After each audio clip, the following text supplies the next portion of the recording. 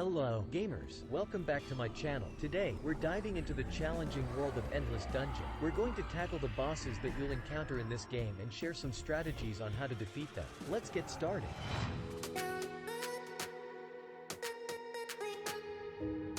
Bug Momma is likely the first boss you'll encounter, as her lair is in one of the beginner districts. Bug Momma spawns as soon as a blob bursts. You can either shoot the blob to take it out faster or set up your turrets around the area while it bursts automatically. It's recommended to set up a bunch of turrets, preferably fire turrets, all around the blob instead of simply shooting it, since constant bugs will spawn from this location once the fight starts. Place 3 to 4 turrets in the room with the spawner and head towards the boss.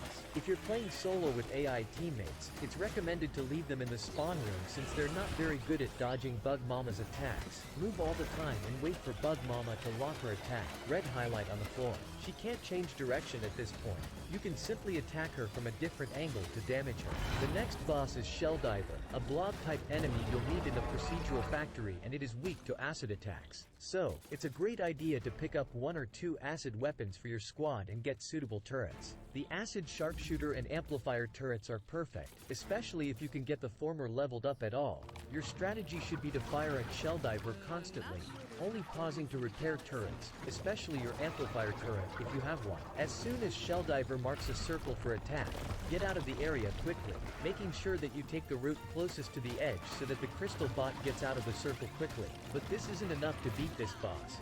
When Shelldiver's health is gone, it's time to command Krabby, your trusty crystal bot, to launch an attack. Seize the moment and strike while the iron is hot.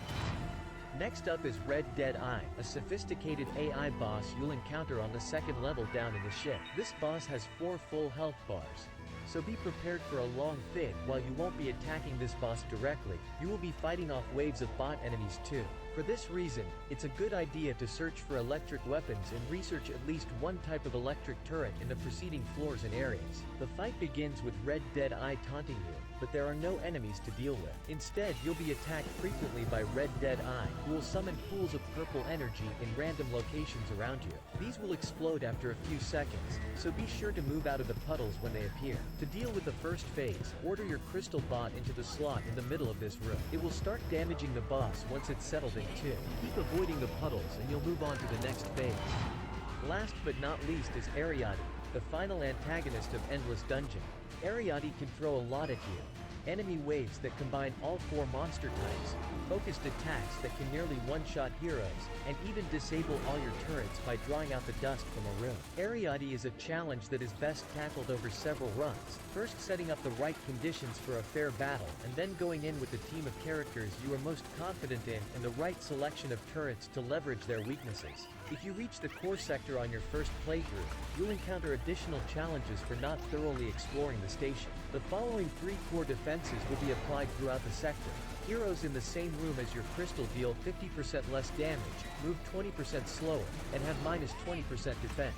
Doors opened on the floor produce 4 fewer resources of each type. All turrets receive 70 damage at 15-second intervals. Each of these effects can be countered differently. Active core defense strategy to counter it: debuff to hero damage. Keep a strong defense in phase 1 that prevents enemies from getting that close to the crystal. Saturating the turret nodes in each surrounding room should ensure no enemies reach your crystal. Use upgrades that provide buffs within the crystal room. Blinding Brilliance is a chip that debuffs the defense of monsters in the same room, while multifaceted friends increase the damage of heroes in the crystal room. These together offset the reduction in your damage. Reduction in resources gained playing frugally on the early floors can allow you to complete the core without needing additional resources. Enter the core with about 200 points of industry so that, even without any production while traveling through the area, you will still have enough to protect your crystal and defeat Eriaudy. And that's a wrap, folks.